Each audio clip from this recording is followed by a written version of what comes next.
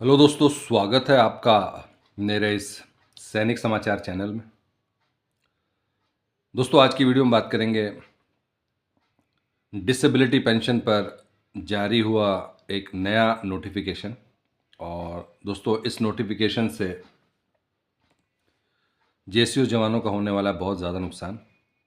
बात करेंगे दोस्तों इस नोटिफिकेशन में क्या है, क्या टर्म्स एंड कंडीशंस डाली गई हैं डिसेबिलिटी पेंशन्स को लेकर। आपके सामने में दोस्तों जो लेटर जारी किया है उसको मैं आपको बताऊंगा, उसमें क्या क्या पॉइंट्स मेंशन किए गए हैं। दोस्तों, हम बात करेंगे one rank one pension two का जो चौथी किस्त है उस पे जो है जो इश्यूज आ रहे हैं। अभी वन रैंक वन पेंशन की जो है चौथी किस्त को लेकर कल बहुत सारे जो है इश्यूज आए हैं पेंशनर्स को, उसके बारे में बात करेंगे। दोस्तों, हम बात करेंगे मोदी जी को जो है अब सीधे इक्वल एमएसपी को और ओआरओपी 2 को जो है इम्प्लीमेंट करने के लिए अब सीधे मोदी जी और रक्षा मंत्री से डायरेक्ट जो है जो डिस्कशन है, जो डायरेक्ट बातचीत है, उसके ऊपर बात करेंगे। और इसके अलावा दोस्तों हम बात करेंगे जो पूर्व सैनिकों के लिए जो वैकेंसी नोटिफिकेशन होता है उसके बारे में बात करेंगे। तो चलिए दोस्तों, बात करते हैं आज के इन सभी इंपॉर्टेंट अपडेट्स के बारे में। अगर चैनल पर आप पहली बार हैं तो चैनल को ज़रूर सब्सक्राइब करें, जिससे आने वाली हर वीडियो का अपडेट आपको मिलता रहे, और साथ ही साथ बेल आइकन ज़रूर दबाएं।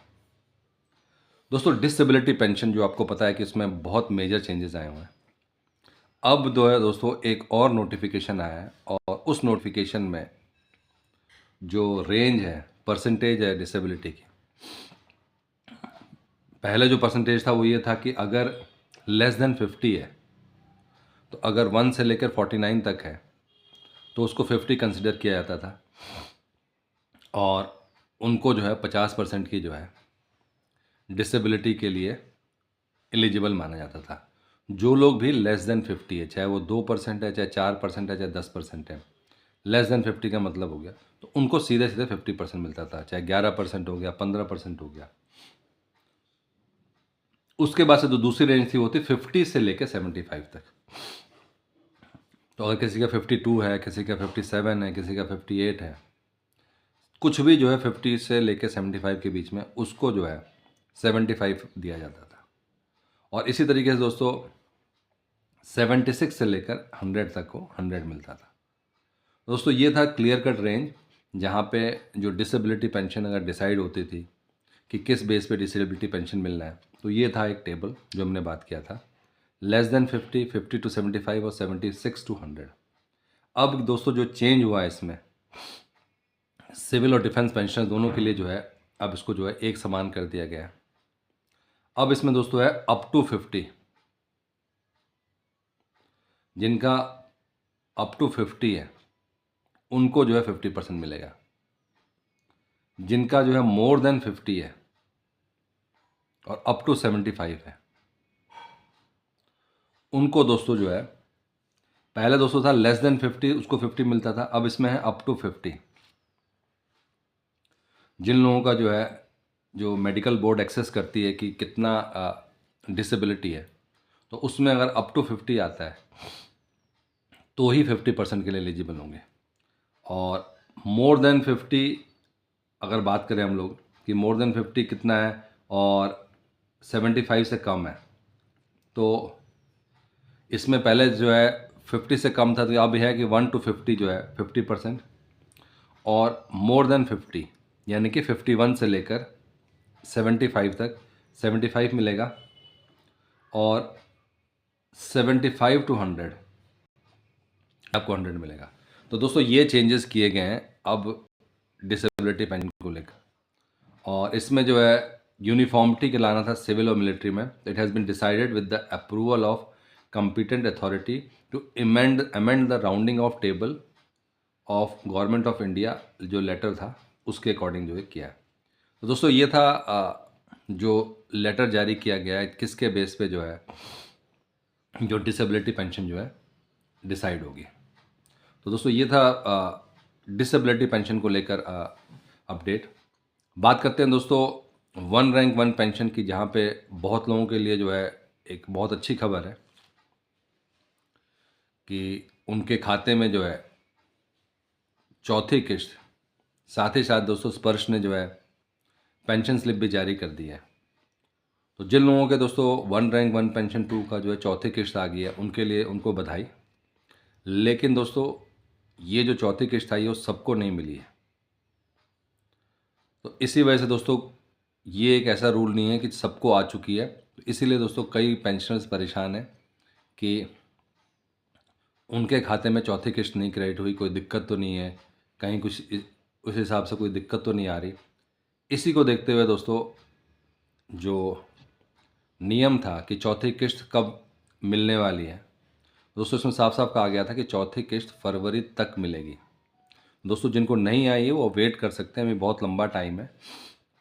अभी 13 जनवरी है, कई लोगों को 18 जनवरी को, 20 जनवरी को, तो ये आना शुरू हो गया है और ये आता रहेगा फरवरी तक। जो फाइनल डेट है फरवरी। तो इसका मतलब ये है कि अभी आपको कोई ग्रीवेंस या कोई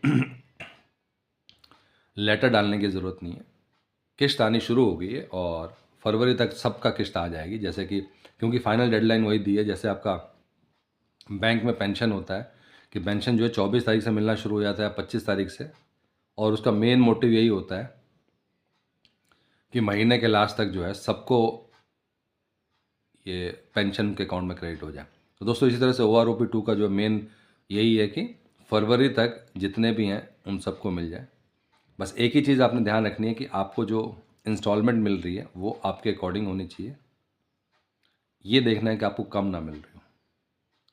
बात करते हैं हम लोग दो नेक्स्ट अपडेट की, जहाँ पे जंतर मंतर पे एक बड़ा ऐलान किया गया है और 1 रैंक 1 पेंशन 2 को लेकर जो है इक्वल MSP को लेकर सीधे जो है प्रधानमंत्री जी को लेटर लिखा गया है। 1 रैंक 1 पेंशन का पूरा संघर्ष जो भी पूर्व सैनिक कर रहे हैं, जंतर मंतर पर जो उन्होंने पूरे इतने सालों इतने महीनों से संघर्ष चल रहा है वहाँ पे, उसका कोई परिणाम नहीं निकला। रेल रोको आंदोलन किया, उसका कोई परिणाम नहीं निकला।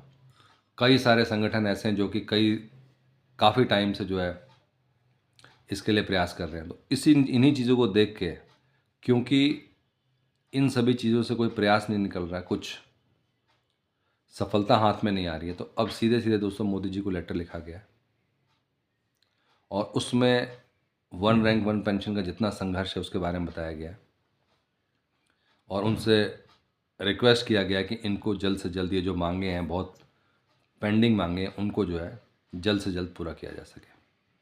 साथ ही साथ दोस्तों कुछ जो पूर्व सैनिक संगठन है उनमें जो है अब चुनाव लड़ने की भी बात की जा रही है।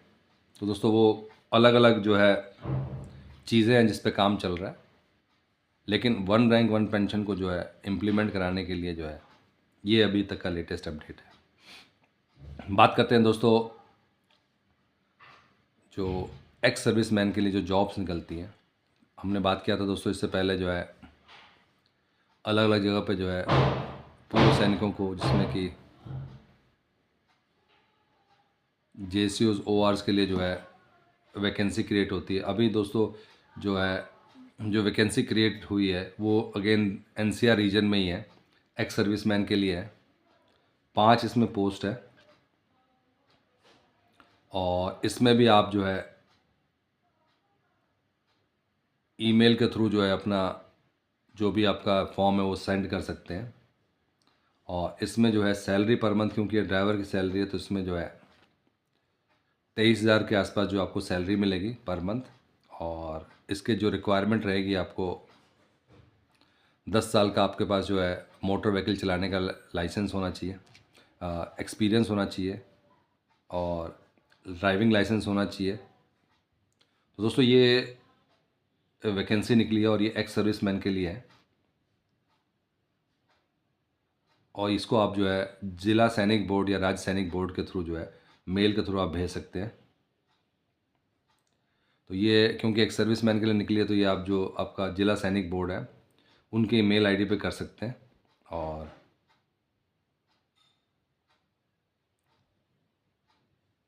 इसमें ये आपको ध्यान रखना है कि जो भी इसमें जो रिक्वायरमेंट है वो आप पूरी की पूरी फुलफ़िल करें। तो दोस्तों आप गूगल पे भी सर्च कर सकते हैं जो है, क्योंकि ये CGDA की तरफ से है, और इसमें जो है आपने डायरेक्ट जो है केंद्रीय बोर्ड को जो है इसमें ये ईमेल सेंड करना है। तो दोस्तों ये था जॉब से लेकर आपका जो एक्स सर्विसमैन के लिए अलग अलग जॉब्स अपॉर्चुनिटीज़ निकलती हैं उसको लेकर आज का अपडेट है। दोस्तों अगर वीडियो पसंद आए तो इसको लाइक कीजिएगा, शेयर कीजिए और सब्सक्राइब करना ना भूलें। साथ ही साथ दोस्तों बेल आइकन ज़रूर दबाएं जिससे आने वाली हर वीडियो का अपडेट आपको मिलता रहे। Thank you for watching this video.